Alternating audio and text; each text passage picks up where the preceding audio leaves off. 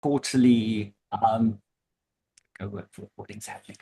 First webinar of the year, and it's a big welcome from the South African Transactional Analysis Association. We're delighted that you could join us. We're also very delighted that we get to kick off this year with Sarie van Poelje, who is literally written the textbook on organizational TA and is a wealth of knowledge and an authority in organizations and in teams. So when we extended the invite, we were delighted that Sarie took us up on it. So if you'd like to find out more about the SATAA, you can go to www.sataa.org.za. We are a small group of South African transactional analysis enthusiasts and certification seekers, etc. And we would love for you to join us and become members. And then also, if you would like, you get free access to these webinars, but also you can become a part of our community and join in the fun, really. But I'm going to hand over to Sarie, just a brief introduction, although I think in the world of TA, Sarie needs very little introduction. I personally have had the privilege of going through the team transformation model training with Sarie, which was life-changing and also has had ripple effects in the organizations that I've worked with because of the knowledge that I've been able to share. And just the power, the potency of the model, which is deeply rooted in TA as well as Sarie's extensive work globally in organizations. Sarie is a TSTA in organizational transactional analysis, and is also part of the ITAA, and has written an excellent textbook on organizational transaction analysis that's worth checking out. And Sarie, we just want to say we are delighted and very grateful that you've taken the time out to spend a few hours with us and share your knowledge and your expertise on the team transformation model. So over to you. Thank you, Clive. What do you say after an introduction like that? You saw me wince when you said has written this book. I get a little. I have it behind me. With that. Yeah. Thank you. Good morning, everybody. Well, we're a small group, so we can work interactively. I prefer that in any case. So I'll tell you something about my truth about working in teams, and then you can add your truth in. That would be great. It's not the truth. It's what I've gathered over the past 40 years. And I really prefer you asking questions as well. So before I start, let me check it out. So are all of you transactional analysts? Are you all doing TA or? No. This is an interactive moment. Jean is going, no. No. No, Maria is going, no. Okay. So how many of you are coaches? How many of you are coaches? Okay. How many of you are team coaches? Fantastic. Great. How many of you are something else? What are you? Jean, I'm really interested. What do you do, Jean? I work with coaching, but I also work with the Human Pin Code. Okay. It's a tool that I use with coaching. Oh, interesting. I'd like to hear afterwards. Maria? I am a coach. Yes, I'm based in the UK. Okay. And I'm doing my transactional analysis training to use coaching. Oh, fantastic. Okay. Okay, so most of you are in that sphere. Well, I give EMCC senior coach training, both executive coaching and team coaching, besides my being a TA person. And the transformational team coaching really came from two things. One is my experience as a leader. I was a director in multinationals for 23 years, and like a lot of leaders, I think very frustrated at times by the way the team was moving and doing, or not doing, as the case may be. So I thought, what can I really do? Hi, Maddie. What can I really do to improve this teamwork? So that's part of it. The other part is I've been teaching TA for about, it's horrible, 40 years now. And like most of the TA people, I read Eric Berne's Structure and Dynamics in Groups and Organizations, and I thought, well, it's really good. He was way ahead of his time, but it's not enough to deal with modern organizations. That's so I've, I added stuff, and I thought, what do we really need to run teams in today's world? And the third reason I really focused on the team coaching is because I'm a specialist in innovation in business, and most of business is focused around groups. Usually clients call me up and say, improve my team, and I come in and I see it's a group, it's not a team.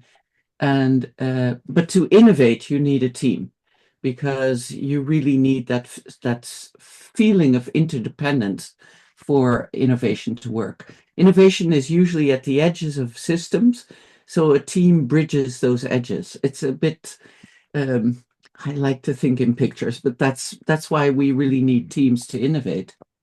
And most people don't work as teams, they work as groups. Is that recognizable for people? Yes. Yeah.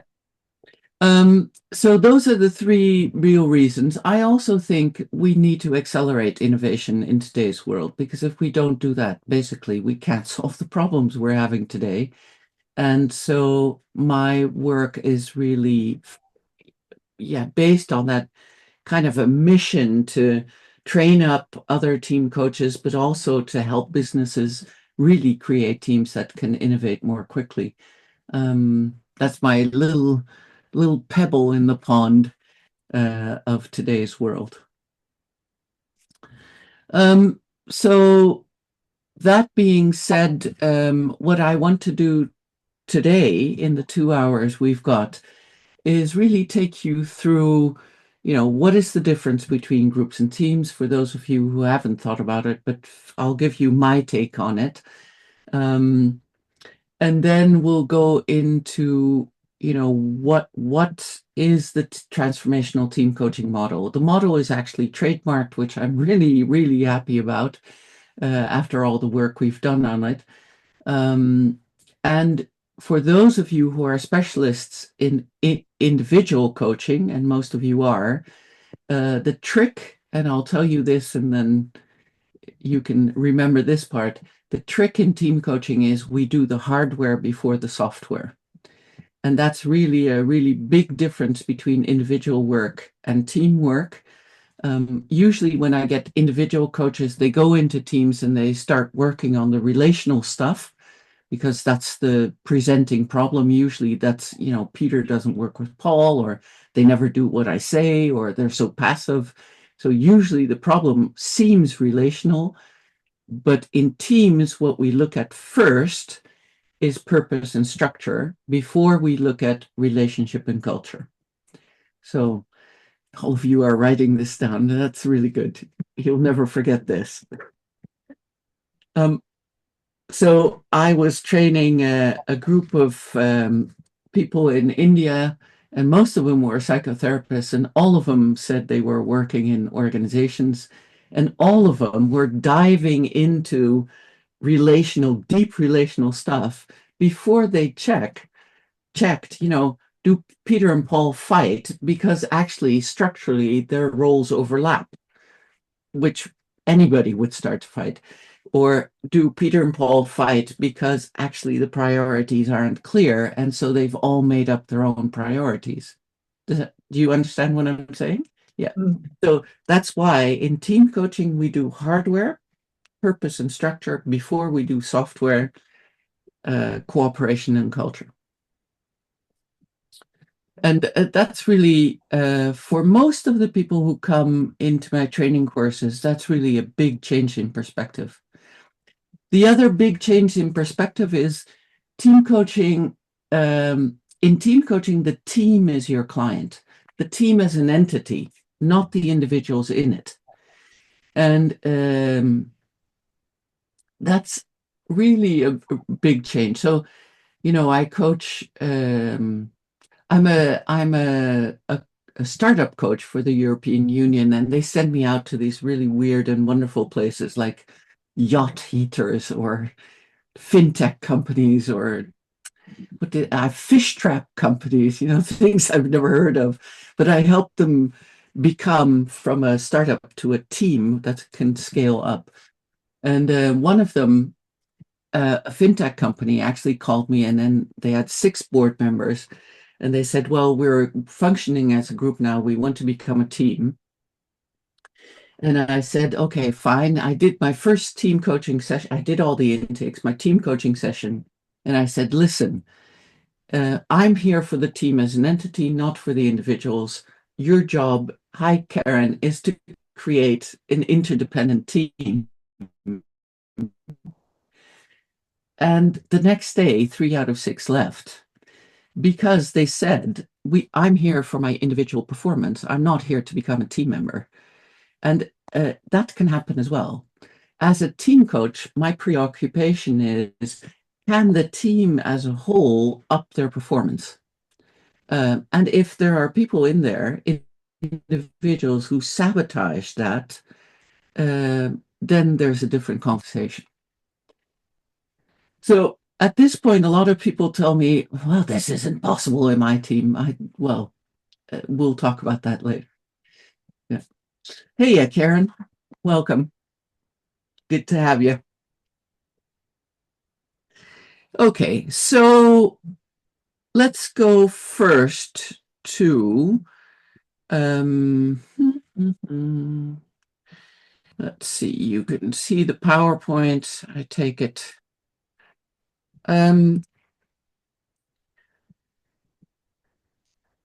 Okay. So let's go first to this. So one of the first questions, so when clients call me up for team coaching is, are you a group or a team? And do you have to really become a team? And, in casual speak, teams seem better than groups. In my world, that's not true. A team is not better than a group. It just serves a different purpose. So a group is great. In a group, you have a hierarchy, you have individual members who are all responsible for their own KPIs. Now and then they get together. If they're lucky, they feel like a team, even though they're a group. And a group is great if you're in a relatively stable environment with SOPs, with standard operating procedures, and you have to create a lot of volumes. A group is better than a team. And a group is much easier to manage because a group, you manage the task and you don't have to manage all the interdependencies between the members. So it takes you less time as a manager. And a team is different. A team can deal with complexity, it can deal with innovation, but the big difference between groups and teams is their interdependence. So the difference is, in a team, we say, my output is your input, and I am dependent on you for our success. That's very different. In a group, people say, well, relatively, we have something to do with each other, but we're not dependent on each other for success. And that's really, really different. I think this question of interdependence is a really interesting one in the world today, because in TA, but also in the world today, we're really trained up to be independent, to become independent, autonomous people. And it's hindering our team functioning, because to be in a team, this new word of homonymy is much more important. The fact that we realize that my output is your input and your output is someone else's input, and we are dependent on each other. It's a big ask.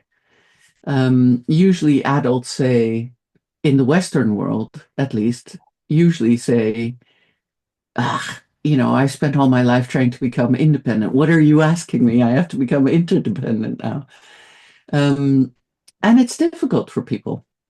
And some people choose not to do it. And some leaders tell me, when they call me up, actually, we want to be a group, but we want to feel better together. That's fine.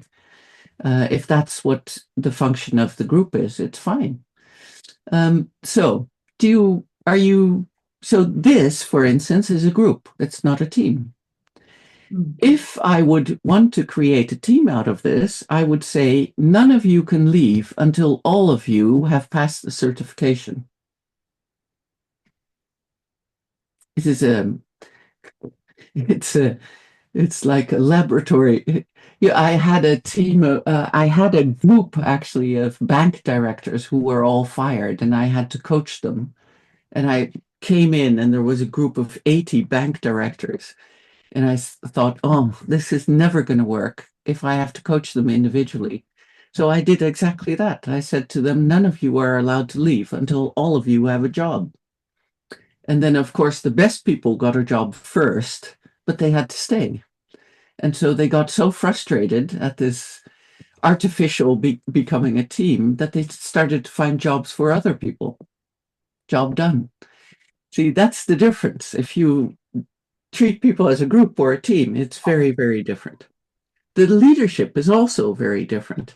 In a group, we have spoken wheel, what we call spoken wheel leadership. So you have individual deals with the members of your group. But in a team, actually, what you want is that the members co-regulate each other before they come to you. That's very different.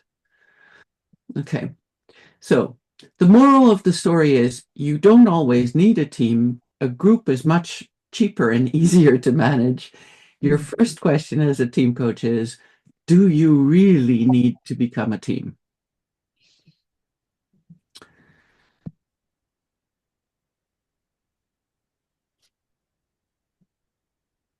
Okay. So this might explain it a bit more in my world. If you're focused on repetitive work, it's okay to be a group. If you have to do process renewal or revolution innovation, you need a team. And that's really the big thing. So if we talk about association boards, for instance, Marguerite, you have to ask yourself which part of it has to be a team and which part of it has to be a group. That's it.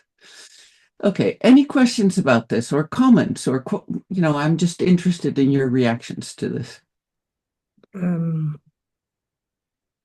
Go. This is an interactive moment, so you can unmute yourself. I have a question, Sarie.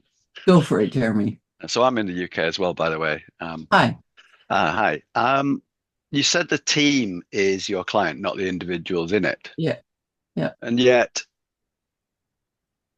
the team also comprises those individuals. And I'm wondering if it's rather a case of both and than one or the other. Yeah. But it's a group and the individuals within it. Yeah. Or the team rather, and the individuals within it. Freudian slip there. Yeah. Of course, the individuals affect the performance of the team, so you have to pay attention to it. But your perspective as a team coach is the functioning of the team. Yeah. So if you pay attention to individuals, so I never coach individuals except the leader. I have separate conversations with the leader. I never coach individuals within the team when I'm a team coach, because you would get a completely different dynamic. Yeah. And you take away the pressure for them to actually change because you're taking out whatever dysfunction there is. So you have to, when you do team coaching, for instance, if one member is dysfunctioning, it's a problem for the whole team, not for the individual. If you would then coach them individually, you would individualize the problem. Does that make sense to you? It does, and I have experience of having done that, yes. And was your experience good or bad? It was bad. It was mixed. There were some good parts. We tried to do some team coaching. We tried to do some individual coaching. And there were elements of teamwork and there were elements of group work. So it was very complex. Yes. So I'm telling you my truth, Jeremy. Sure. So over the years that I've done this, I've tried different modalities. Taking individual coaching while you're coaching the team is not one that works for me. I see that. Yeah. Thank you. Yeah. Sometimes it happens like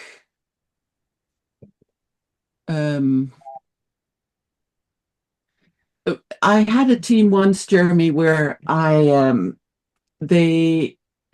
was a production firm. It was the leadership team of manufacturing plant. Let's put it that way. And they had, because it was a German firm, they had two-headed leadership, because in Germany, they think if you have two-headed leadership, they can watch each other. It's like Big Brother. Anyway, so one was the COO, the operations head, and the other one was the head of the admin, let's say, the finance and the back office. I was going to say, he wouldn't like me to say that, but they had two-headed leadership. And in normal functioning of a team, I did an exercise with them. I said, so in normal times, who's actually in the lead? Not in terms of position, but in terms of influence. And so they stood in a certain order. And I said, so in crisis times, because they were in crisis, who is actually in the lead then? Because in crisis, usually finance takes over the operations. Does that make sense? Mm-hmm. Yeah. So I asked them to do this exercise, and the finance guy got really upset because he said, I'm always in the lead. And so I had to take him apart for 5 minutes and talk to him about this. And then we went back into the team. But my focus, Jeremy, is always, even if I speak to people individually, it's how does that affect the performance of the team? You're making me smile, because my example was where I had 3 executive directors in an organization, and rather than appoint a chief executive, the board had decided that it would be a 3-way chief executive role acting as a team. Yeah. And that's what I was trying to coach. So it was a total car crash in the end. Not the coaching, the structure. Yeah, well, the trick then is, if they have to function as a team, you have to teach them to agree together first before they talk to the board.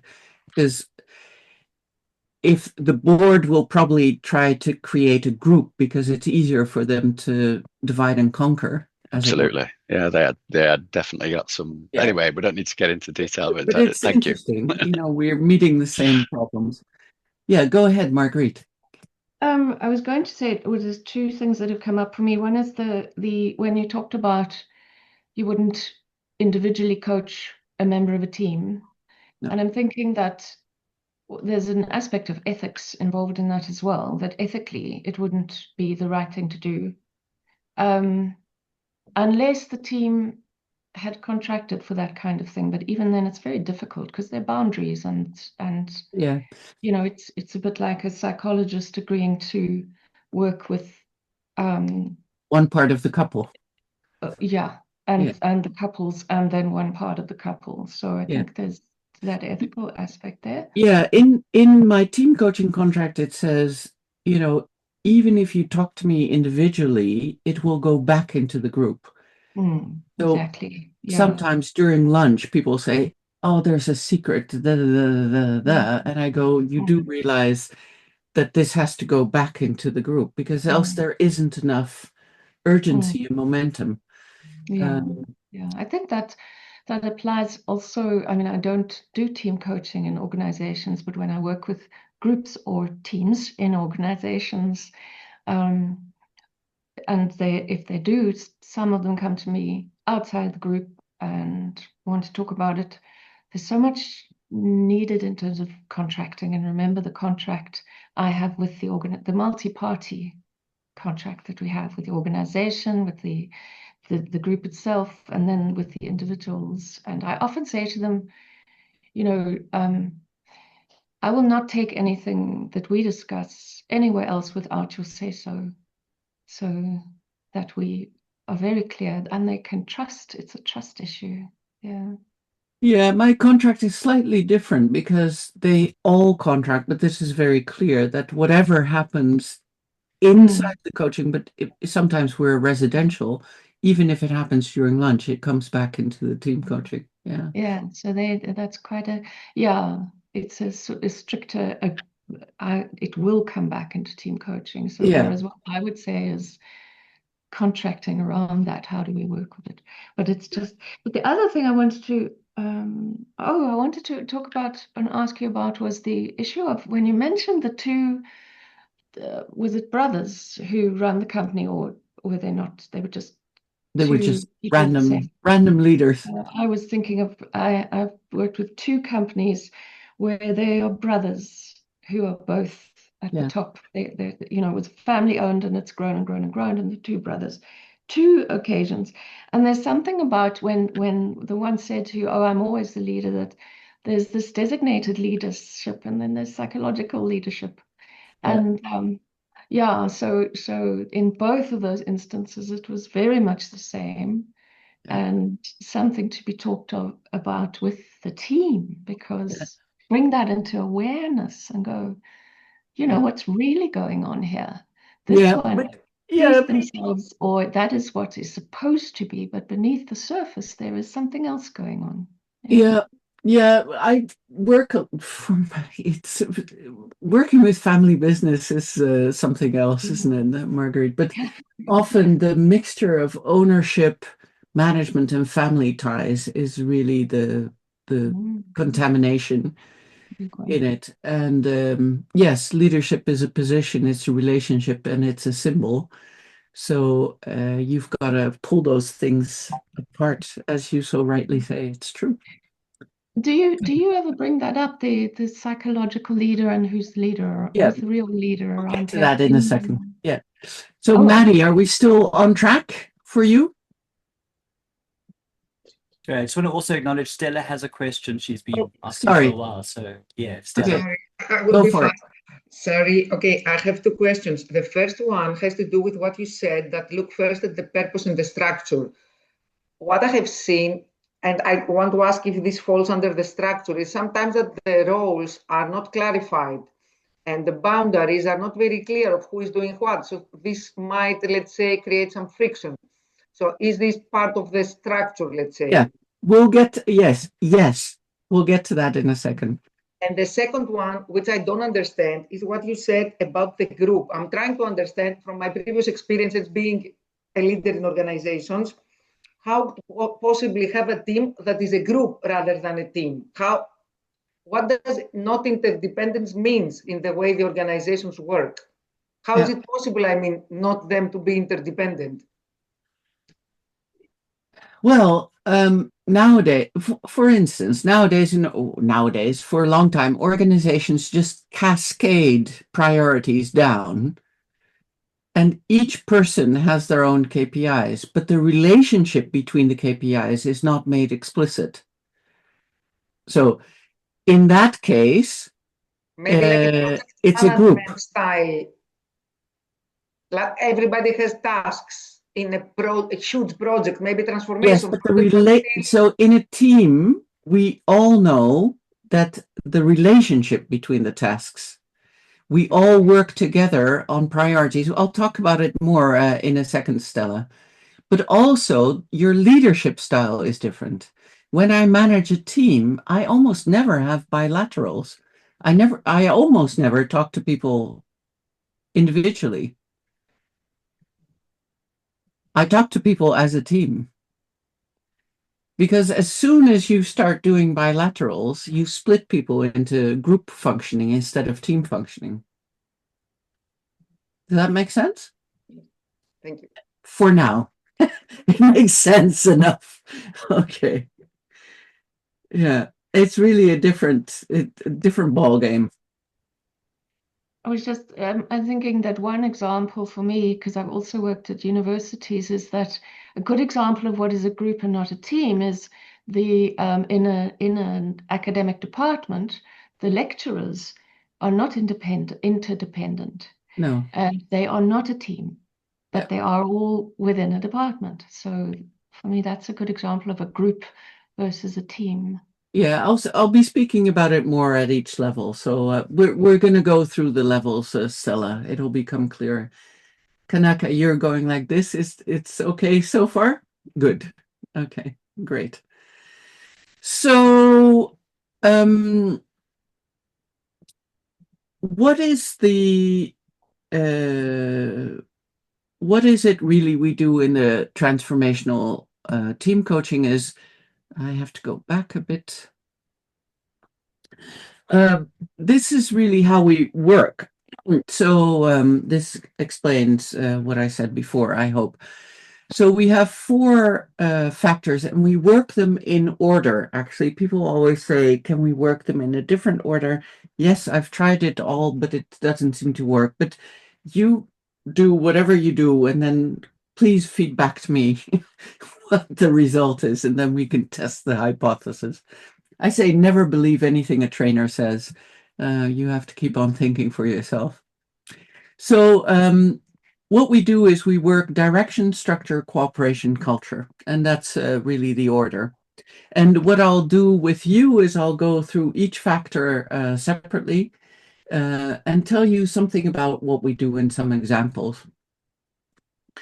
So direction is really, and this is the difference again, Stella, between group and team. The direction answers the question, what can we do together that we can't do alone? And that is the difference between group and team. In a team, they have an answer to that question. In a group, they usually don't. To be fair, 90% of my clients don't have an answer to that question. One of the first things we do is we sit them together. We do intakes and contracting and And after agreeing a team contract for the team coaching, one of the first things, well, the first thing we work on is that question. What can we do together we can't do alone? It's a good question to ask in your family as well. I retrained as a couples therapist because I was doing a lot of executive coaching, and every 4th or 5th session, the leaders would say, and by the way, my marriage isn't good either. And so I didn't really have an answer. So I retrained with the Gottmans as a couples therapist. And actually asking this question in your couple is a really good question to ask. If couples don't have answers to that, there's some other work to do as well. So, but within the team, this is the first thing we work on. What are you doing together that you can't do alone? And a lot of people say, well, actually, I have so many individual KPIs. What we do together is not in the picture. I work mostly with leadership teams, and they don't have common projects. They have a general sense that they're responsible overall, but mostly their attention goes to managing their teams in their KPIs, in the group work, not in the teamwork.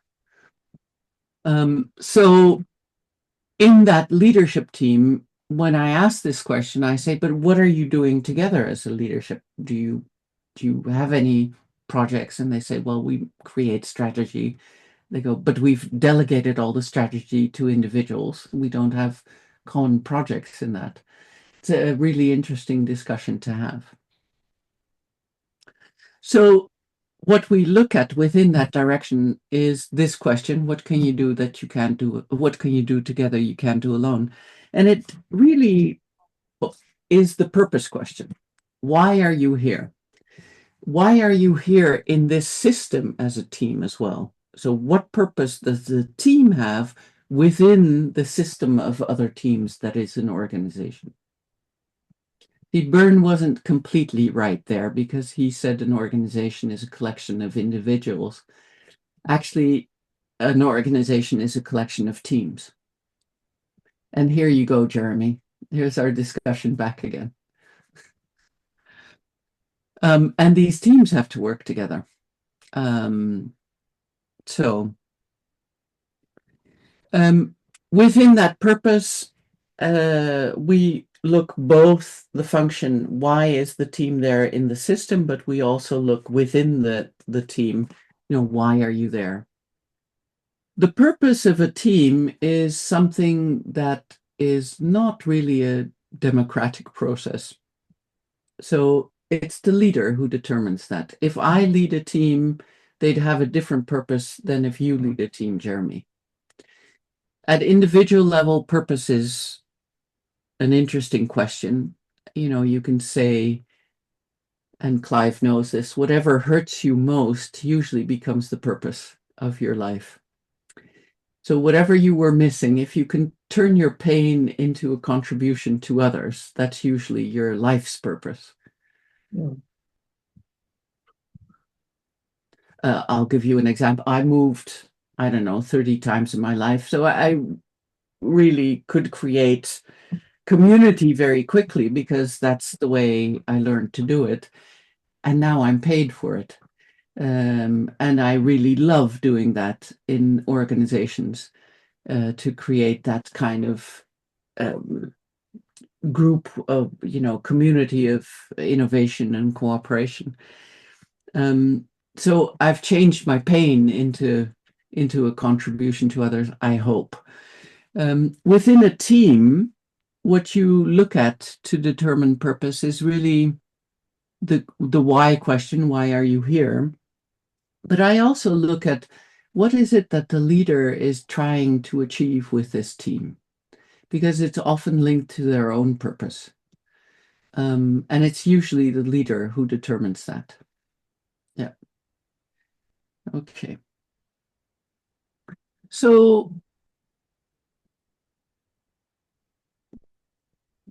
looking at the time, how we're doing. So if you think of your own teams where you're in and you think about what is the purpose of this team, do you have an answer? What are you doing together that you can't do alone? And if you don't have a team, think of your family. What are you doing together that you can't do alone? Do you have an idea about purpose? This is an interactive moment, people. So please come back. Interactive moment.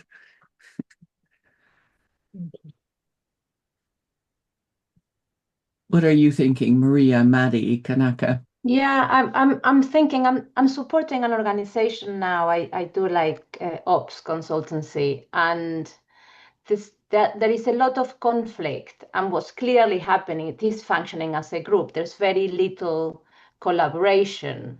The founder, the leader, has organized things so that each person has a very clear area.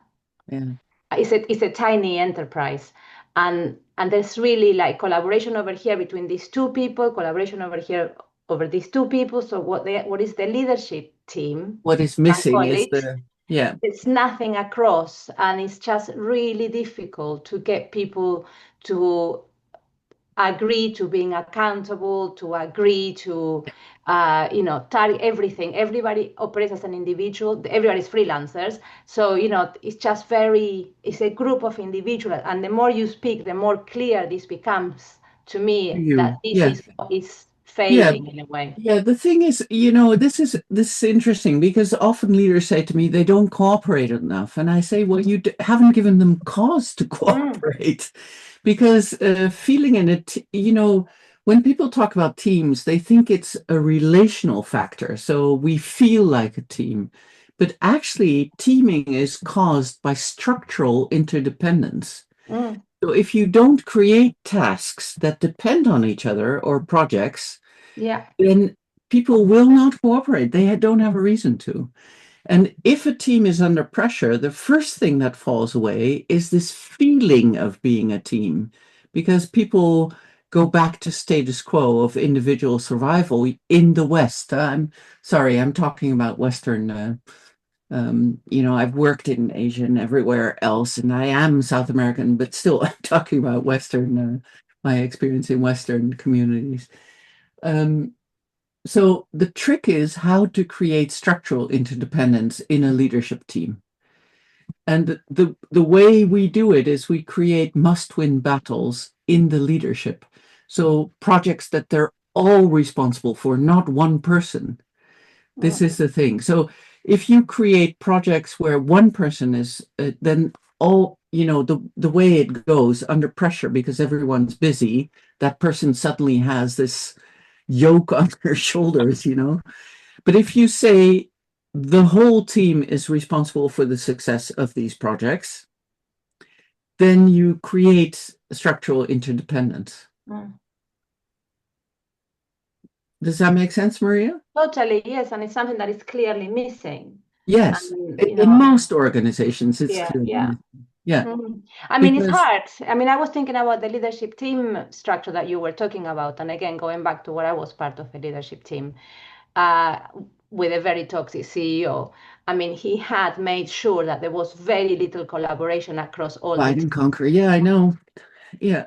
The thing is, if you create that structural interdependence, the leader actually doesn't have much to do except manage the relationship between managing the interdependence and making sure people are still within the purpose.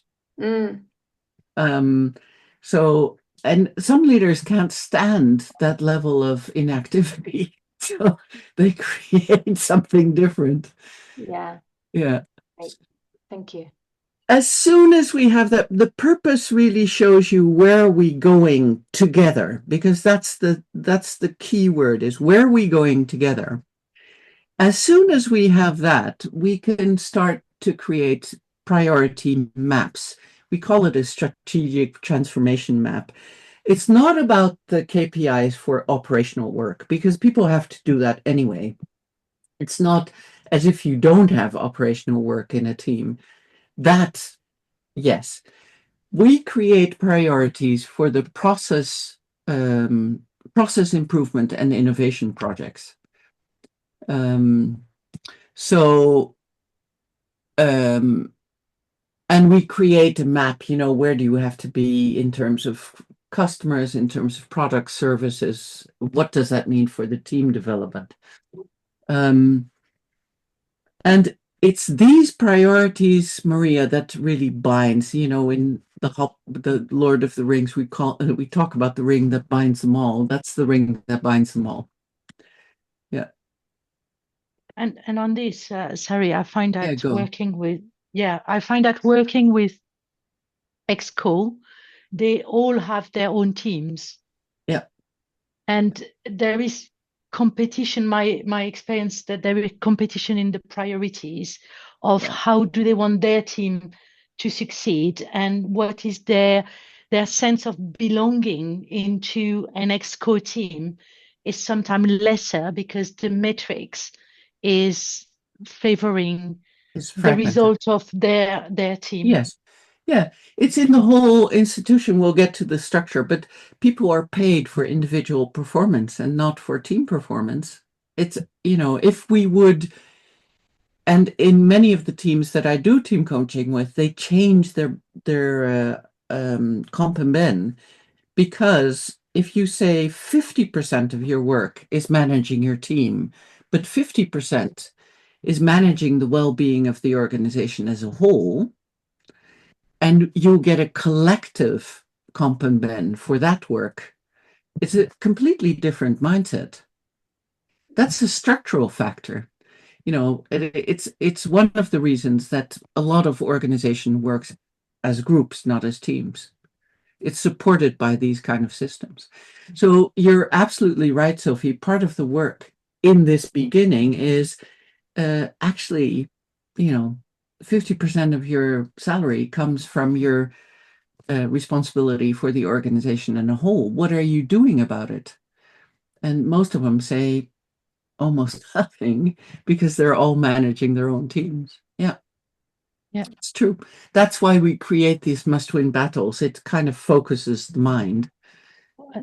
Yeah, in my experience, I find that the only thing that made them bind together was fighting the board, That's because they also a needed to be possibility.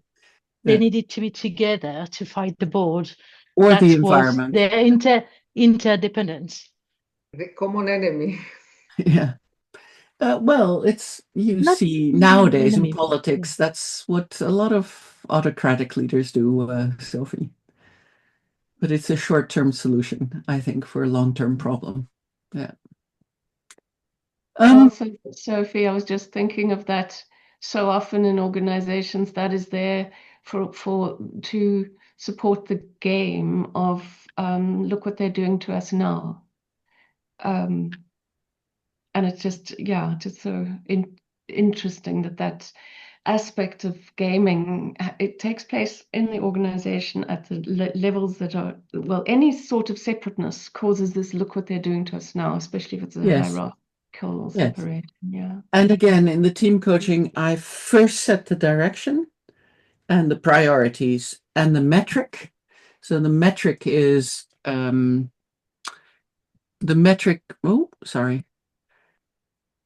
metric is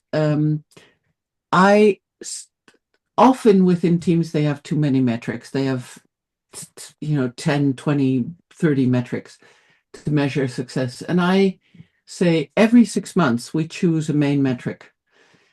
Because if you have so many, they often contradict each other. So if you look at main metrics in teams, you've got like profit, you've got customer satisfaction, you've got employee satisfaction or joy, some people call it, or innovation rate. Let's just take these four. If you increase innovation rate, often your customer satisfaction goes down in the first period. That's it's a research. It's a given. So if you want to maximize profit, often the employee satisfaction goes down because the first thing they save on is learning and development. So these metrics that often teams have contradict each other, and so everyone is pushing a different cart in a group. So what we do also to bind them, Sophie, is to say, we're going to choose one metric of success for 6 months for this team. And it's team success. So what you can see is, because the difference between groups and teams is interdependence, I do a lot in the team coaching to create that interdependence, both in setting the must-win battles, having one clear purpose. Purpose is always linked to what they want to do for the end customer. So, for instance, I work for an agricultural machinery manufacturing, huge family business. They make tractors and combine harvesters. It's fantastic. I love that kind of stuff. And you would think, our purpose is to build better tractors, but no, these are all farmers' sons who have become engineers and who have said, we are building combine harvesters to solve the famine in the world. And the reason they took that, so we're making farmers better in the field to resolve, in the end, some of the famine. Because the combine harvesters they make, I don't know if you know this, but 25% of the grain usually stays in the fields because of our faulty combine harvesters. They're creating combine harvesters that can recognize the difference between a grain of rice and a grain of maize. And so they're taking much more off the field. And truly, their purpose is to contribute to solving the hunger problems in the world today. And that's what keeps them going. If you have a clear purpose, you can be agile about what you do, but you're not agile about why you do it. Does that make sense? Yeah. But, with my thing about creating community of cooperation, I can be giving a webinar like this, or I can be cleaning toilets with other people. I'd still have the same purpose. And I'd still be mega satisfied with what I'm doing, as long as my purpose is clear. Okay. So that's your first start when you work it with your Yeah, team. always. Yeah. Mm. Yeah. Sometimes it's really clear. So I'm working with the National Opera team at the moment, and the clothing department, it's fascinating. But their purpose is, there's a lot of push because they have a program every night. Everything has to be washed and cleaned and fixed and made for that opera, and they're on stage every night. So the push towards interdependence in our purpose is already there. Nonetheless, I check it because the purpose, they have to work together, the ateliers, the hat department, the shoe department, the whatever department, they have to work together to get that production on stage. And still, they don't have a clear set of priorities for developing the team further. And they haven't defined a metric. How do we measure the success of us together? Is it speed? Is it the production is on stage at all? Is it, so yes, I always start with that, even if it seems that the team is clear. Most teams tell me, why are we doing this? It is clear we have a strategy. I say, yeah, you know what to do, but do you know why you do it? Strategy gives you a plan of action of how to manifest something that's different. Okay. Clear enough? Super. That's very helpful. Thank you. Yeah, still writing the book though.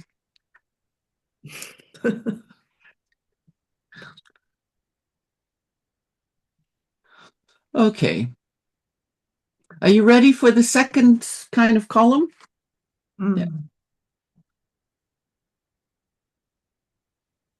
If I'm going too fast or you have a question, just, oh, what am I doing? Oop. Just interrupt me. I love questions. So we've done this, and that's direction, purpose, priorities, metrics. And then really the second thing we look at is structure. We say, and Clive knows this, we say in Holland, every river without banks becomes a puddle. And that's exactly what we're looking at. So the river has a direction. That's great. We have purpose, priorities, metrics. The structure are the banks of the river. If your banks are lousy, then the river doesn't flow. That makes sense? So working on structure is really, really important because it gives safety as well. It gives containment for the team. That's also the reason why I work on structure before cooperation. If you do cooperation before the structure is clear, usually the problems they have escalate, so it becomes worse. Because you haven't resolved what are we actually doing together. If we don't know what we're doing together, I have no idea what cooperative relationship I need with you. So that's also why we do purpose and structure first. So in structure, what we look at is boundaries, roles, and decision-making. Now, often, let's see if I've probably made some, so often the problems that I get, what my clients say, people are working in silos, they're not working cross-functionally. To do innovation, you need cross-functional work.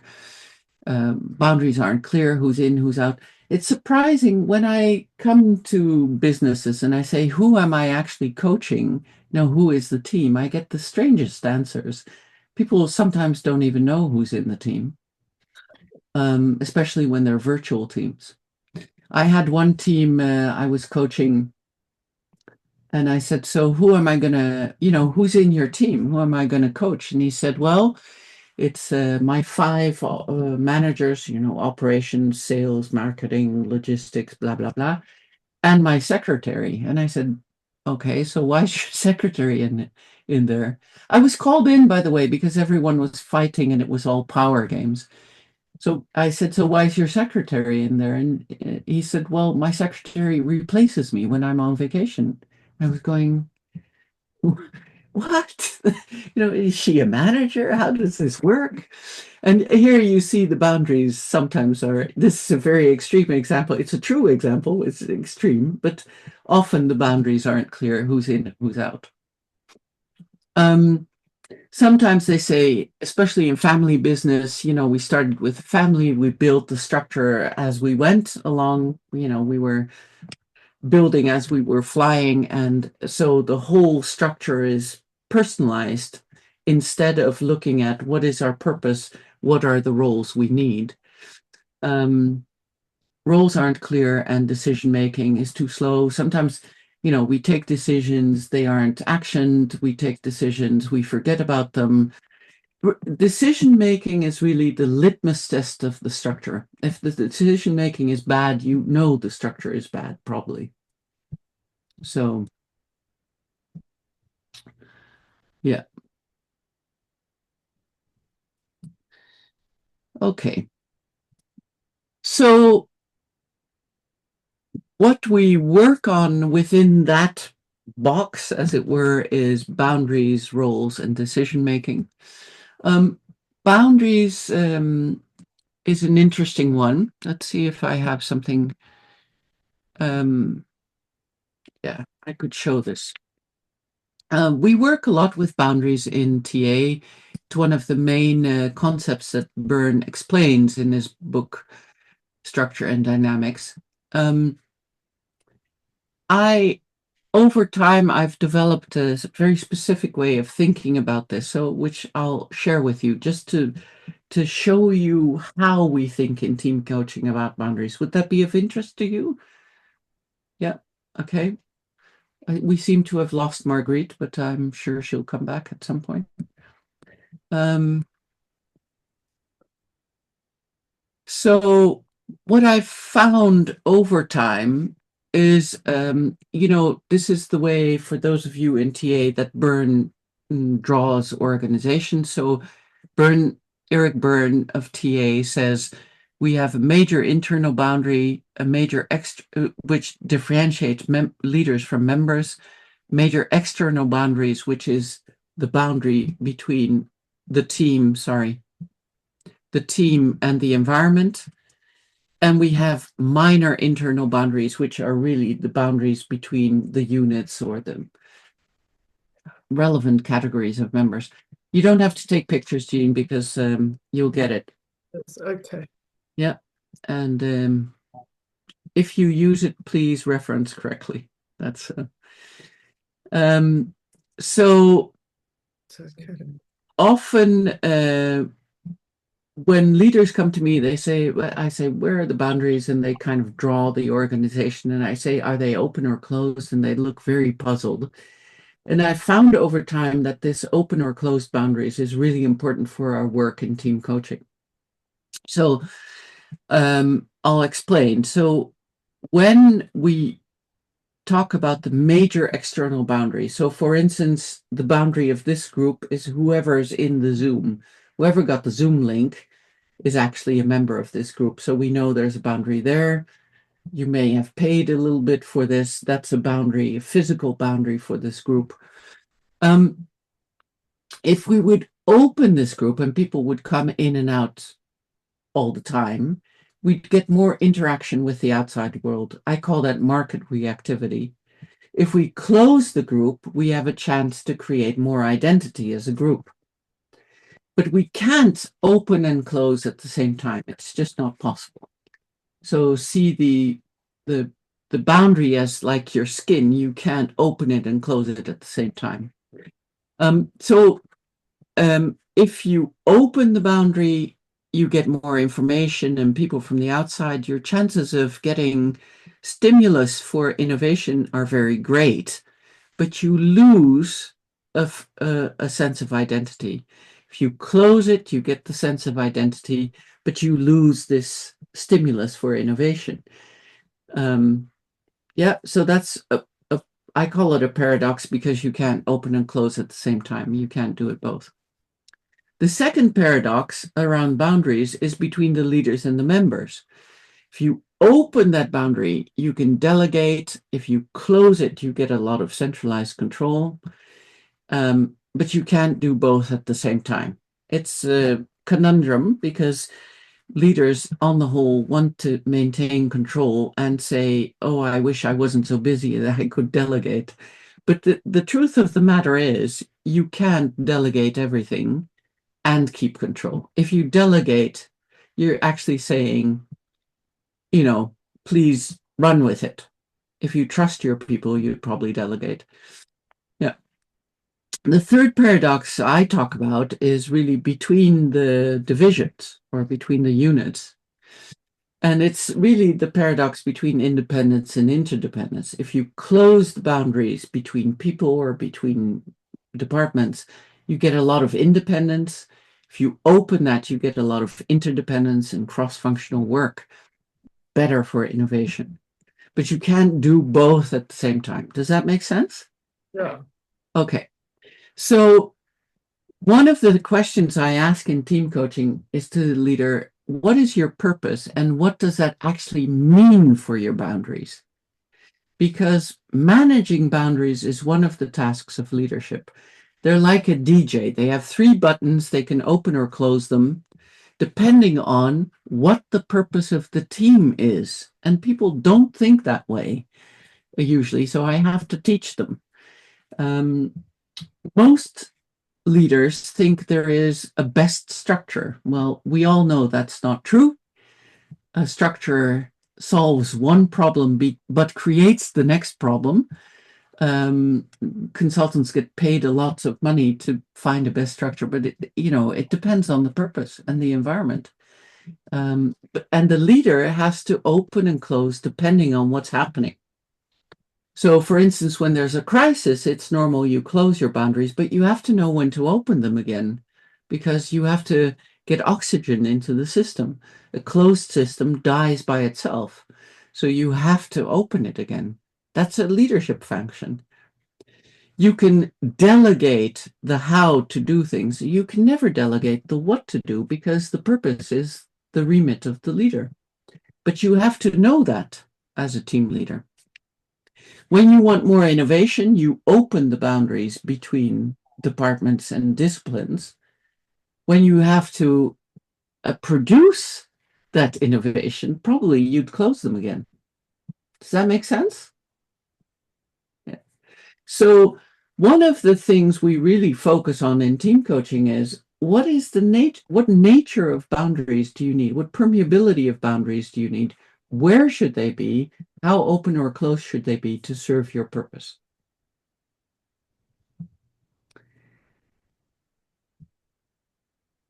Often I see in organizations that people do structural changes to break up power structures, in the relationship, but they don't really think about a structure has to serve the purpose.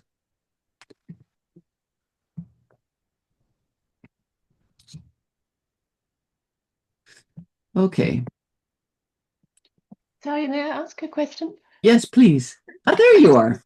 Oh, hello. I'm sorry.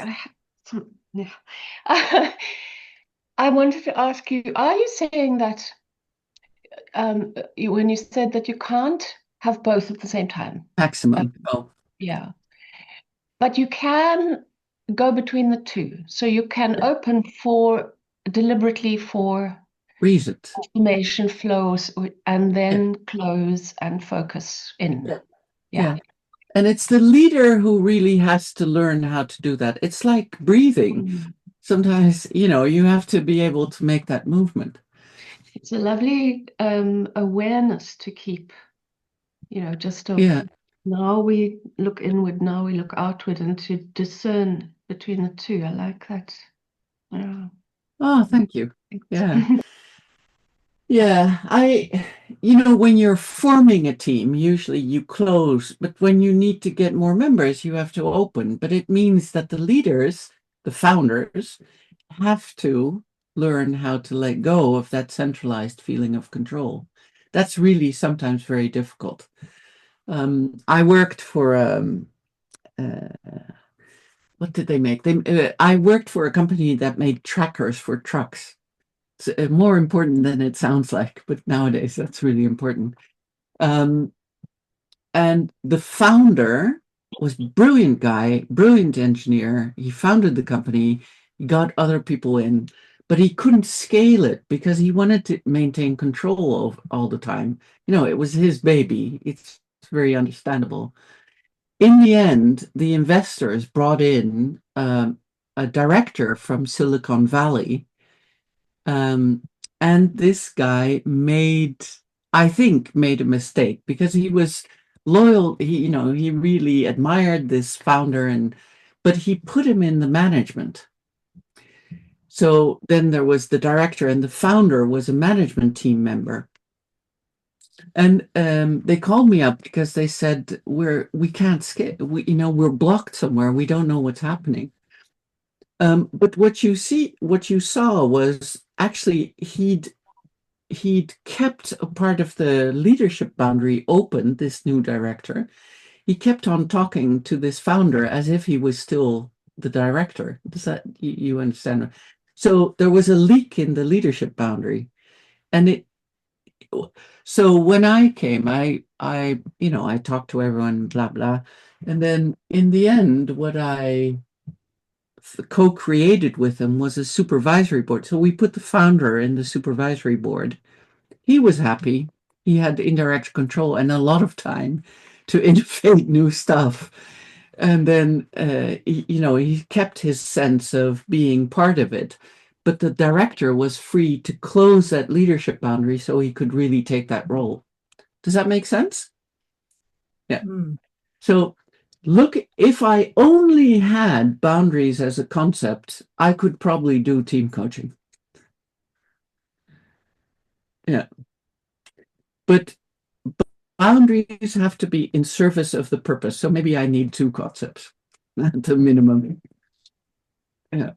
I find that really fascinating, and to see how boards can create that leak constantly by talking to team members and undermine it. So the team is never safe because there is team member leaking and going outside. Yeah. And the word is right, safety, because you need that safety of clear structure before you can work on the relationships, because else it's too dangerous to do it. So I had the similar problem in the opera where I work. So not only, well, one of the problems, they had a really autocratic leader for 23 years. One of those, they make movies about these high fashion divas. He was one of those, but he ruled with an iron fist for 23 years. He left. He was replaced by a very democratic style leader. The members of the team were in complete confusion because suddenly they had space to take initiative. So that was a relational problem. But the structural problem was a lot of the team members were still having dinner with this old leader every month. So we had there as well a leadership leak. This new leader had no chance, just no chance. Yeah. But what can you say if people in their private time have dinner with people? What did you do? How did that work out as a matter of interest? Well, I explained the model. So I always teach people as I go along because I'm a guest. They have to go on with each other. So I have to give them language. So I explained this about the open and closed boundaries. And I said, so, sitting groups figure out, how open or closed your boundaries is. Where might you have leaks? They came up with it themselves. So then I had a valid reason to discuss the effect of that. I tried to create validity in my arguments. And then I mediated a talk between the current leader and the members. What is the effect on you that this is happening? What is the effect on the members that this is happening? And they realized together that they were maintaining, and you can see that later, they were maintaining what we call a historic imago that was really undermining the new leader. And so slowly, that habit died out. So, and the new leader took charge more. That was important. But yeah.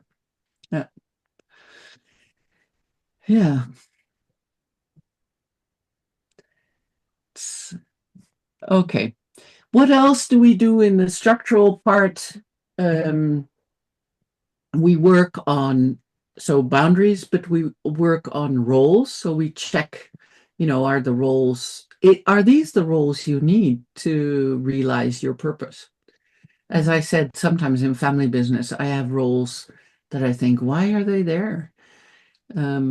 And it's grown because some family member had a special talent and then they created a role around it. But really, the trick is to create a structure that is as simple as possible to deal with their level of complexity. This is my formula. So you try to make it as flat as possible and as less amount of roles as possible. That's not English, but you understand what I mean. To deal with the complexity that team has to deal with. All of you are experienced, so I'm hoping that makes sense to you. But most of the time I come in teams where they've overcomplicated the structure. And then one of the tasks as well as of a team coach is to talk with the leader and with whatever stakeholders there are to say, how can you make this simpler? Because every time there's a boundary, you lose information, money, energy.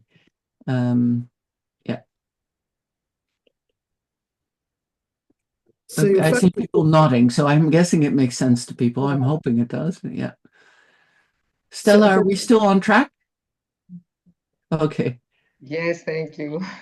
So many things that, Yeah, I'm sorry. This is a 2-hour thing. We have a master's, but there you go. Jean.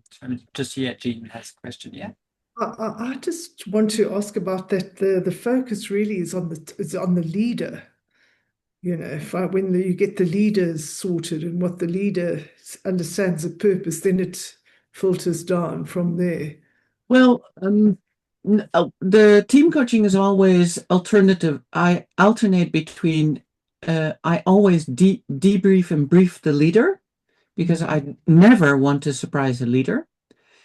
And then I do a team coaching with the leader in it. So team coaching is always with the full team, including the leader. And then the leader and the leader team. So the leader holds the purpose of the team, that's true.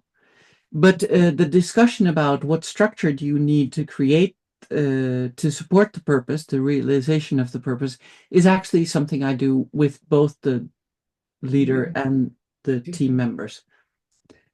Because they often know what works and what doesn't. They have information that the leader will never have. Because they're usually the touch point for the customer or for the workplace. So, yeah. Thank you. Okie dokie. Can we go to, is there anything else in the structure that's upmost in your mind at the moment? No, I see you all writing diligently. I don't know if that's a good or a bad. Jeremy, are you still on board, or did you hook off when I said the focus is on the team? No, this is wonderful. There's some really useful nuggets of wisdom in here, and I love the way you brought that back to the TA. When you were talking about boundaries, I think there's a lot of rich learning in there. Thank you. Yeah. Yeah, but Eric Byrne just didn't live long enough to develop it further. But thankfully, there are others in our community, many others, Clive, not me only, who develop our theory further. Sarie, can I ask something? Yes. When you say that originally you work with the leader on the purpose, on her purpose, does it mean that before you start the team coaching, you are doing some sessions with the leader only? I do usually 3 sessions. So I have a contracting session, usually 2. I have a soft contract session, which is really where the leader goes, bleh. Basically, I can describe it differently, but they tell me what the presenting problem is. So, and they come with all mixed, and then I explain the model and I say, so can I ask further in these areas? And we create an intention to work together. Then I do the intakes. I also do an intake with the leader as the last intake, because then I can test my hypothesis. And then I have a conversation with the leader in which I make a hard contract based on the diagnosis. So we agree together what is the purpose of the team coaching. And then the first session of the team coaching, I bring the leader actually brings that. They start every session. So the leader brings that contract in, and we do the same work again, but then with the whole group. What's going well, what's not going well, what do you want to change during the team coaching, and we make a team contract for the team coaching. So yeah. Okie dokie. Sorry, question. What do you mean by intake? What is that step? I have individual conversations with each team member, not to talk about them individually, Jeremy, but to talk about the team, their experience of the team. Okay. That's also sure, Karen. That's also the difference between individual and team coaching. Okay, thank you. Okie doke. So we're now in the world of cooperation, and most coaches feel very, very comfortable with that area. Because you have to imagine we've set the direction for the team.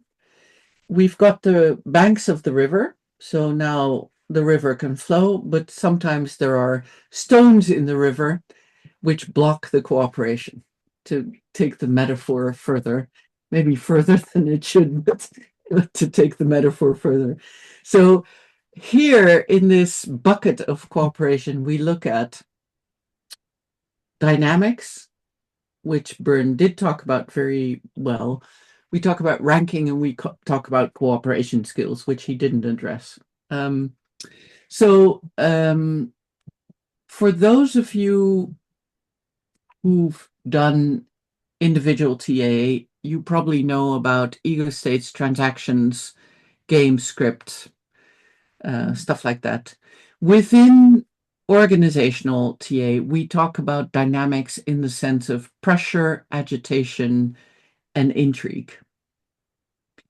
And so dynamics are anything that influences or pushes on the boundaries of a system. So, for instance, having dinner with the old boss pushes on the leadership boundary, undermines, makes that more porous. It's a structural effect. Yeah. Gossiping about each other pushes on the minor internal boundaries of the system. Yeah. Kanaka is going like this because gossiping, yes. Yeah, we see a lot of it. So yes. Yes. Everything is still making sense. Thanks. Yeah. Pressure on the system is usually, I'm doing from the outside, like financial crisis, lack of labor market, all of that pressure, takeovers, mergers, all pressure on the system changes the major external boundary.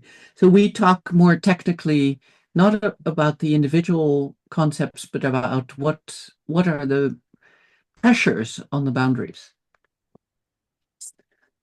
And everything, the formula is the more dynamics, the more cohesion you need to create.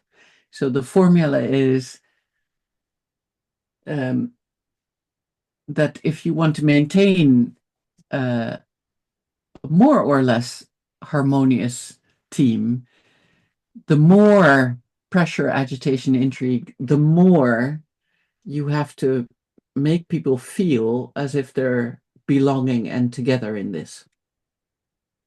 If there is less dynamics, you don't have to work so hard on the cohesion. But when there is a lot of pressure, you have to work very hard on maintaining that, because people naturally fall apart in crisis. They start focusing on their own survival instead of team survival. There's many ways to do it. Actually, we've got a whole science in social psychology and how to create cohesion. There's a lot of research on it by Sheriff, by Thibault, by a lot of social psychologists. There's a lot of techniques to it, Sophie, like creating an external enemy will increase cohesion. Creating an in-group and an out-group will increase cohesion. Creating attractive in-group will create cohesion. Creating purpose and structure will increase cohesion, which is why we do it in the first place. Yeah. I wonder if there is an element of a cultural element here when you said that people tend to focus on their own survival in crisis. I work quite a bit in more collectivist society, and Fantastic. the survival is the group. Yeah. Yeah. It's not the team per se, but there is still some tension, but it's about the group. Yeah. So there is minor boundaries that are there is. I understand the aspect of I'm pressure. still talking Western, Sophie. So when I go to my South American roots, it's the same. You know, we look collectively.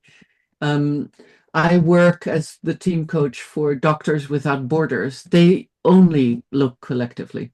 It's fantastic work. It's such a spirit nourishing work for me, because I usually work in corporates where it's not the case. But in Doctors Without Borders, naturally, they look at the collective because that's their purpose. And so you see the whole management team thinking collectively. It's fantastic.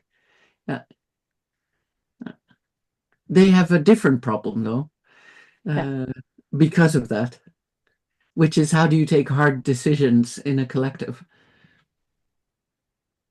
In their case, I'm not talking generally, I'm talking about I work with Somali, and the decision making is very hierarchical. It's very structured, but they close the boundaries to any external disturbance. So it's yeah. So it's again different. Yeah. So within that cooperation space, really the question is, how are we going to work together within this structure to realize that purpose? It's not cooperation in general. Cooperation is always for something. So people sometimes come to me and they say, people aren't cooperating. And I say, why do you want them to cooperate? If you haven't created a purpose and an interdependent structure, there's no reason for them to cooperate, except that they like each other, perhaps. So when people come with a problem definition of cooperation, always, as a team coach, ask, why do they need to cooperate? Because it's not a given that you do have to cooperate. It feels better, but it's not a given. What we do in the team coaching is also we look at ranking. And what I mean by that, Nelly Michaud once wrote an article about psychological distance. We use the Edward Hall theory of proximity, actually.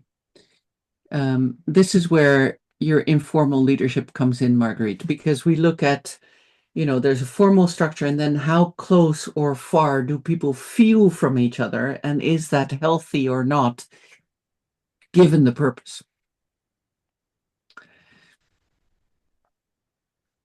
So, for instance, within Doctors Without Borders, when they're in the field, they're all intense without, under very primitive conditions, doing very stressful work in crisis.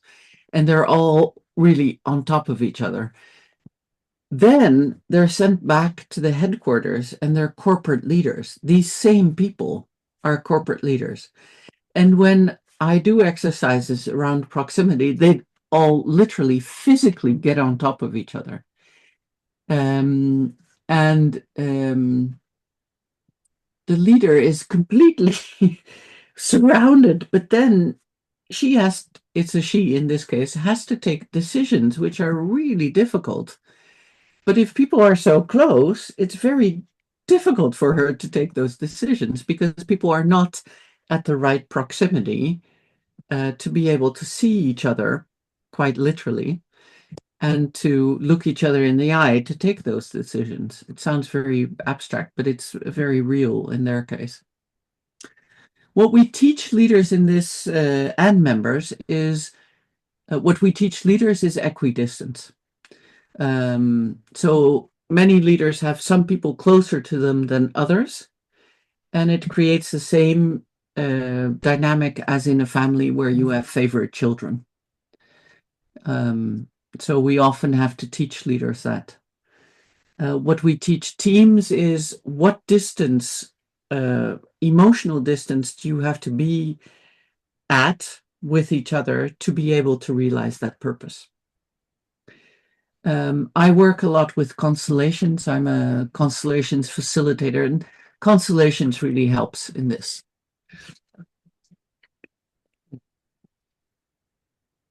So I ask them, at what distance are you from each other? And they stand, and then I say, what distance where would you have to stand to be able to be in enough relationship to realize your purpose? And they stand completely differently. Yeah.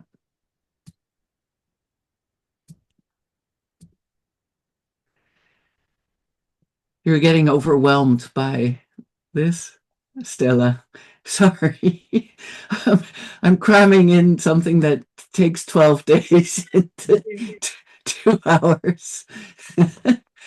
Yeah, just to give you a taste and some seeds for thought. So how are let's hear some of you talk about the dynamics in your teams. This is an interactive moment.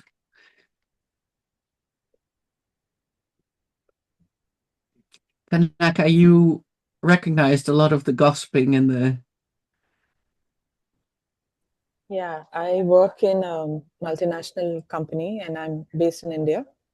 And I've been here for 25 years and played different roles in this organization. So being a global organization, but with a very local context, country-wise, I do a lot of cross-country, cross-cultural interactions based on the kind of work I do. So whatever you've been talking about is so relevant. And the struggle is constantly at every level to find a common sense of purpose, because in every country, the priorities are different. And therefore, the boundaries also are very different because it has a cultural context to it. And definitely the way, separating the transactional things that they must do and what they collectively want to do is to bring that together and for everybody to make sense out of it at all points in time is definitely a lot of hard work. Yeah. So, yeah. Yeah. I found actually for innovation, the less time and less resources you give people, the more creative they get. I agree. I agree. If there's no pressure in the system, people don't start to improvise across culture, cross-functionally. Mm. Yeah, but sometimes the challenge is to have the expected level of output when the resources are less, or when there is nobody to hold your hand and give you an instruction manual, right? Expecting you to innovate, but still give the results that is acceptable at some level of organizational benchmark. I don't know how that plays out. Yeah. Well, one of the, way in the purpose, one of the exercises we do with the team is really I tell them, I simplify. So I tell them there are 3 types of organizations. We have people who are focused on operational excellence, people who are focused on accelerating processes, and people who are focused on innovation. Organizations, not people, sorry. So, make it really simple. In most traditional organizations, and I asked them, so what kind of organization are you, or team? In most traditional organizations or teams, they spend 80-90% of their time in operations, like 5% of their time on improving processes and 5% in innovation. If you want to become an innovative organization, it's not that you don't have operational stuff, it's just you shift your energy. So in an innovative organization or team, you've got like 60% operations, 20% operational process acceleration, maybe 20% if you're lucky, innovation of products and services. So it's a shift in energy and time. What you need to do that shift is actually to delete, delegate, or postpone your operational stuff, else you'll never be able to do it. So I think if you want, and that's, this is the trick, but people never want to delete stuff.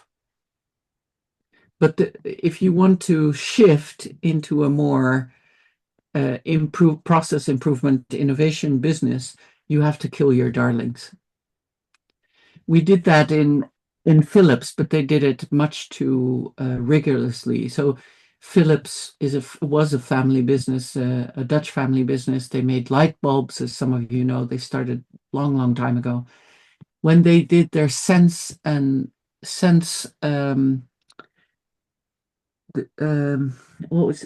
simplicity campaign, they destroyed the light bulb industry. They focused on medical machines, and then they had the scandal of the breathing machines, and so Philips is kind of off the charts now, off the market in many ways. I think they destroyed their business. So they did that exercise, but they did it too rigorously. So you have to kill your darlings, but be very careful when you do it. That's really it. Yeah. The cross-national work really only works if you create time for it. And usually it's an addendum. It's like extra in your agenda. And that makes it very difficult to maintain cohesion. Yeah. Yeah. You know that. I don't have to tell you that. Yeah. Okay. We also, in that bucket, teach people the 5 cooperation skills. And if you want to know more about that, you'll have to come to the training program. That's it. Don't have time for it now. Yes, Marguerite. So I need to check my understanding of what you were saying about the percentage of, is it of time or energy that an organization would put into money. Yeah. Process, yeah. And innovation. Yeah. And that if you want to be innovative, you have to reduce your focus on production or process and more on operations. Yeah. That's the word. Operation. And again, this comes back to metrics as well, because if you're focused on KPIs and operational volume, your metric is operational excellence. Okay. Right. So if you focus on process improvement, your metric is time because you want to accelerate processes. Mm.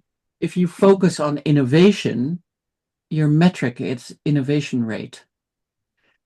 And so your metrics are different depending on what type of team you want to be. But you have to decide what type of team you want to be in the beginning. That's why we often do that kind of work in the purpose bucket. I think I'm seeing something, because I'm seeing that innovation is an input, and that process is production and operations. And so your teams would be doing different things, and one would depend on the other. So the innovation comes through, and then the process And you is close, of and then how you do you focus on the really, production. Yeah. yeah. You're talking in one team where they're looking at all within the team, the Yeah. innovation within the team, okay. Well, in different time, it's sequenced. Mm. Often it's not. How do you mean? Well, often it's in different time sets. You're talking about everyone doing the same thing at the same time. Yeah, I'm looking at the organization as a whole. So your innovation would be involved in innovation full time at the input stage, and process would be involved in process. But you're talking about within a team, right? Yeah, but if I look at an organization, for instance, my tractor manufacturers, the work floor is focused on operational excellence. Right. Yeah. The quality division is focused on process improvement and acceleration often. The leadership team should be focused, that's 50%. They have to manage their teams. But the 50% upwards is they should be focused on innovation pipelines. And they're often not. They're usually leadership teams are purely focused on operational management and not leadership. Yeah. Okay, thanks. Okay. Last bucket, and then I'll say something and we'll field some questions or reactions. So are we still on the good way? Still interesting? Yeah, okay. Last bucket, culture. Sometimes I do some of that in the beginning and some of it at the end. So sometimes I do values in the beginning because it's easy. Sometimes I do it at the end because most of my clients, 95% men and engineers, when I go values, they go, it's something completely abstract for them. So then we've done all the work, we get to that. But in that culture bucket, we do values, reputation management, and we do more work on behavior often. So values, we make it a living thing. So we really base values on their good and bad experiences in the team. And it's part of what we call the cooperation agreement. So often we do very emotional exercises like people have to ask each other, do you, I will uphold the values. Will you accept me as a member of the team? And it's often the unspoken layer. The leader also goes around and asks, will you accept me as the leader of this team? And I've got a lot of grown men crying in my group sometimes because they've never asked each other that, but it's the validation of that people actually accept you in that position that's really important in this cultural level work.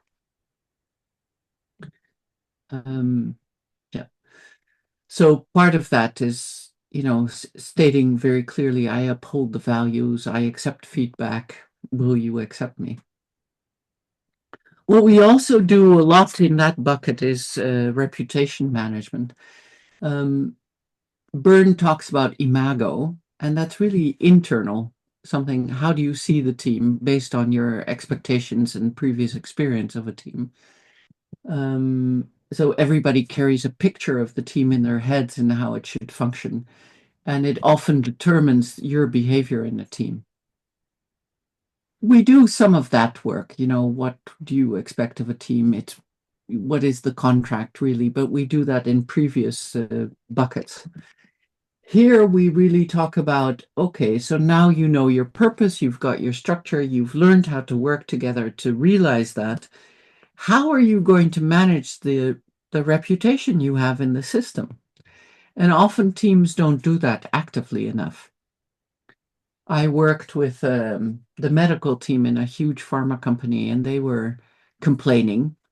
They were saying, oh, nobody recognizes us for the work we do, and we're fantastic, but nobody knows it. And I thought to myself, I didn't say it, you're earning a lot of money to be saying this. But they were really, do you have Calimero? Do you know who Calimero is? Have you ever seen that little duck with the eggshell on his head in a cartoon? No. We have a little duckling who goes around and says, it's not fair, the world is big and I am small and nobody sees me. They were a bit like that. And I said to them, but do you actually kind of make monthly reports up and downwards saying, you know, these were our goals, this is what we did, this is what we realized? They went, no, people should know by themselves what we do. This is really the regressive state of the child state if you want to make it individual. But a lot of teams are like that. They say, oh, nobody sees what we do, but they never actually tell people what they do.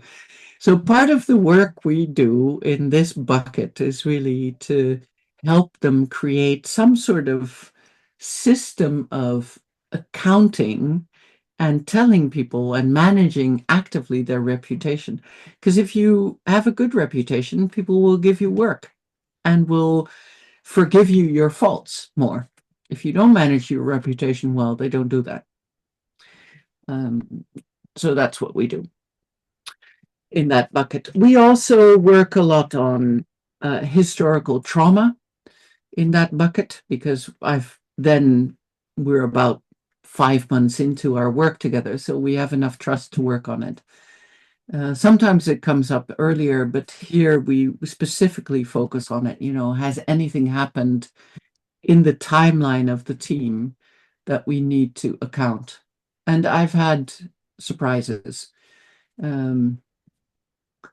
I remember I did one, for those of you who do constellations, I did one exercise in this. We were at this point, and I asked them to stand in a circle from the person who was there in the team longest to the person who was there in the team shortest. And this happened to be the oldest member. This happened to be the CEO, who was there for just new.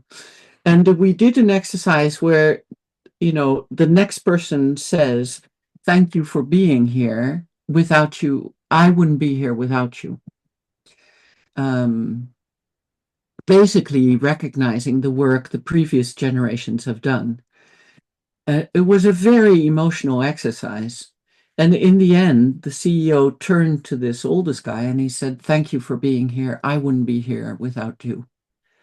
And the man started to cry like this. Everybody was really emotional. And I said, so what's going on? And he said, well, nobody has ever thanked me for being here. It's often the case. Yeah.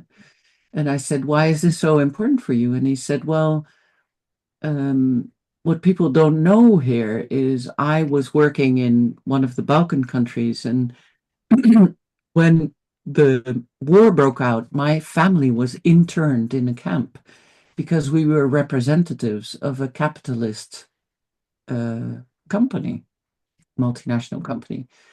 And his whole family lived in a camp for 2 years as representatives of that company.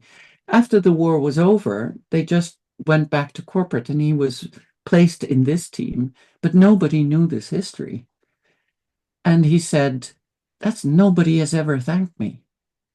I carried this, you know, my family carried this for the company. Nobody has ever thanked me. And I was really emotional as well. It's still, when I tell this story, I remember that. And it really hit me that we don't go around thanking each other for being here. especially when new CEOs come in. They're like dogs, they piss all over the lamppost because they want to prove themselves. But they never turn around and say, hey, without your work, I wouldn't be able to be here. So we in that bucket, we work a lot on things that have gone wrong in the past that haven't been processed yet, that actually block the energy of the team like this. I've got many other examples, but that's where we do the deeper psychodynamic work. Okay. So there we have it in the transformational team coaching. If you forget everything else, if you're a team coach, the team as a whole is your client. Never surprise the leader. You're not the replacement leader. You're there to help the leader work with his team or her team. And if you do team coaching, hardware before software, purpose structure before cooperation culture. Any questions before I go to a little next bit? Yeah. If I may, I was really thankful actually that you said that sometimes you do some of that culture stuff earlier on in the process. So whilst you've just reinforced hardware before software, I'm very aware that I often, after the why question, after what you have as direction, why are we here, purpose, yeah, I tend to go to who are we.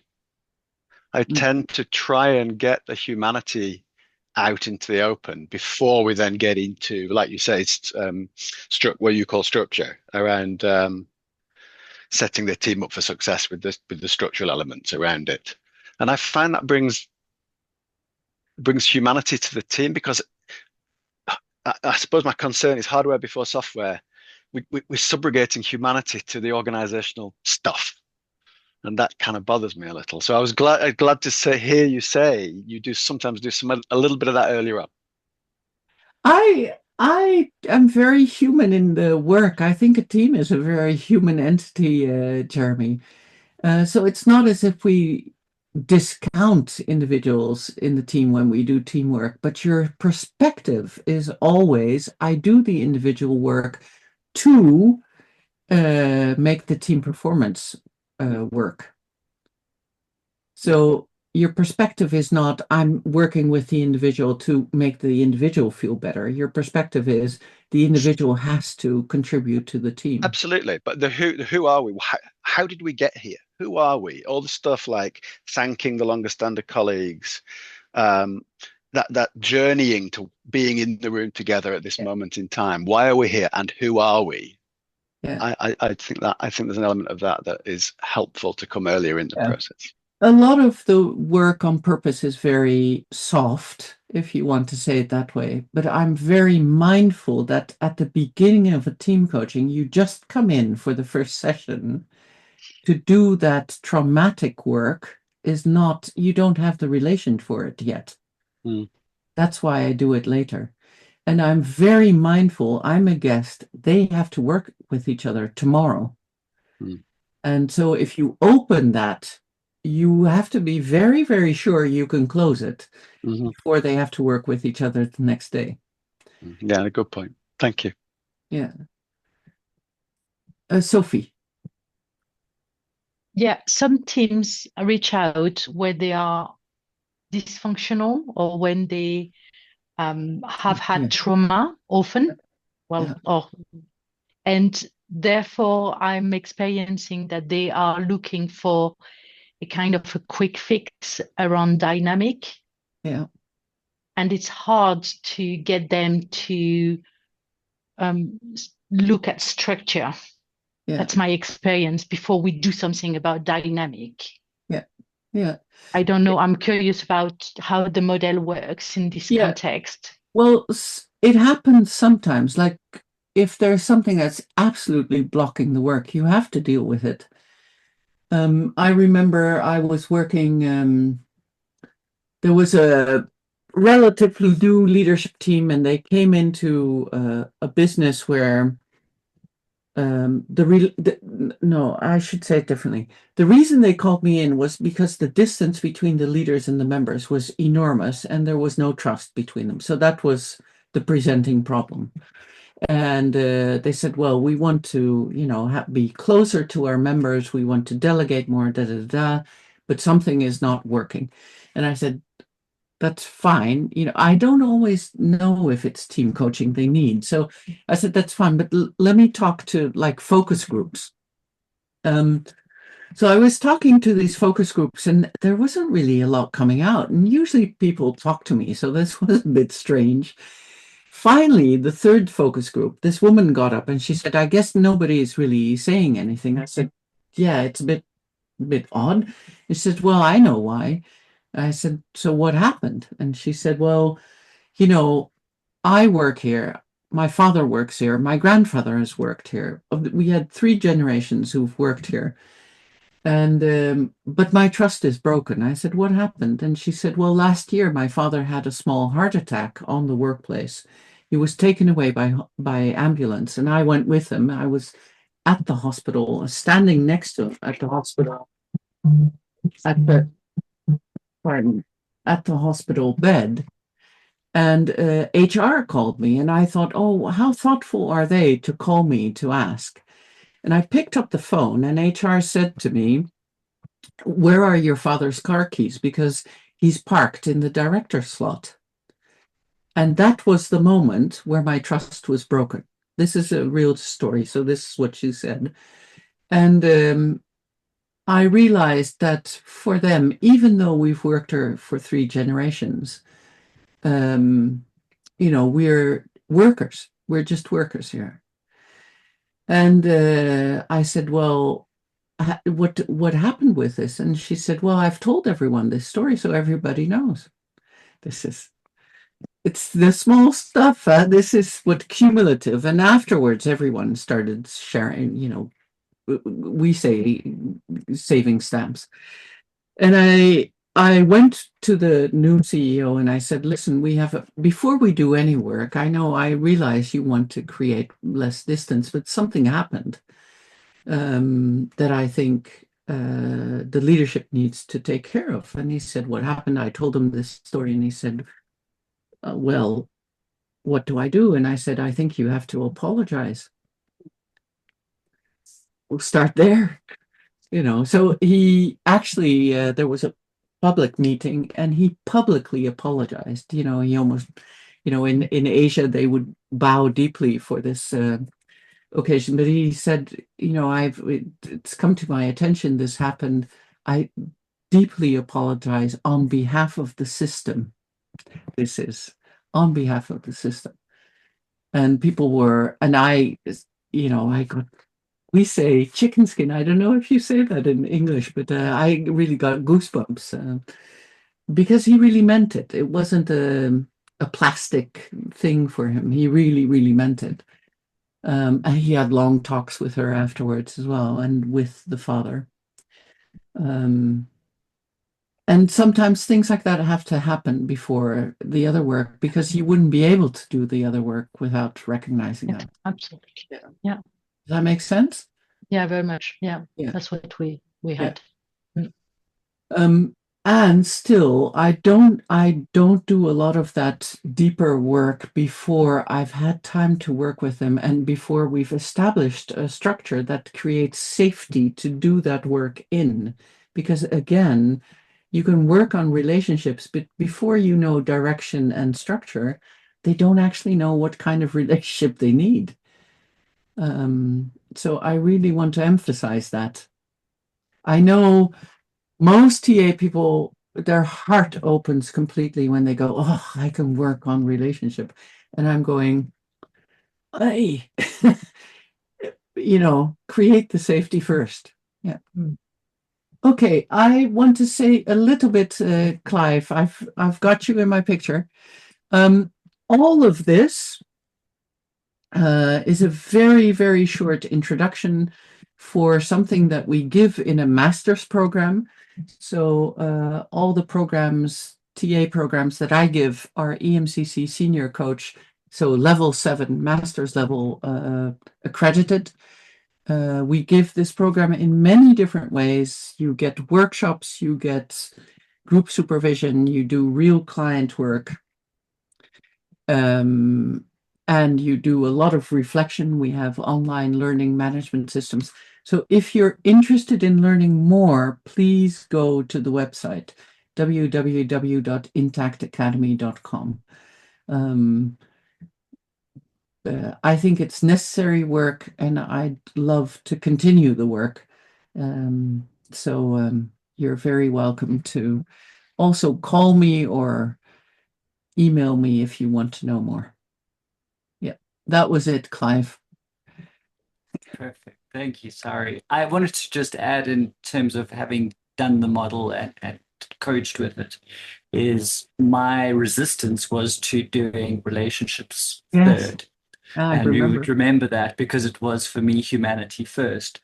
And I didn't fight the model. I went in and decided to learn, and it was very interesting because 90% of the time since I've used the model, the relationships are sorted out by doing the structure. And it's actually, it doesn't seem like it'll be that way. We think we've got to sort the relationships up, but 90% of the time, the relationships, the dynamics are caused by lack of structure or incorrect structures, and obviously linked to purpose. And that's why the model has been so powerful in terms of using it within organizations, because I was always called there to fix relationships. And the first question I ask now is, let's look at the structure if I'm comfortable with the purpose. Wow, thanks. I'm glad. I'm glad it's working out for you, Clive. That's really good to hear. Well, thank you. So yes. Cool. Well, we need to wrap up. It is now coming towards the end of the session already, so time is up. So thank you very much to everyone who wants to be a part of the session. I'm not sure if who was a part of the session. I'm not sure if any of the other members of the SATAA want to say something before we go, but if you'd like to sign up for our newsletter and find out about more webinars, etc., please go to our website, sataa.org.za. And if you'd also like to find out more about Intact Academy and Sarie, you're also welcome to contact us, and we'll put you in touch with Sarie to see what we can do. But Sarie, thank you so much for a wonderful 2 hours. It's knowledge that is life-changing and changes the way we work, and so important. So thank you for the work that you have put on display for us and given to us so freely. And thank you to the SATAA. So yes, thank you. Okay. Excellent. Take care, everyone. Thank you for joining us. Thank you.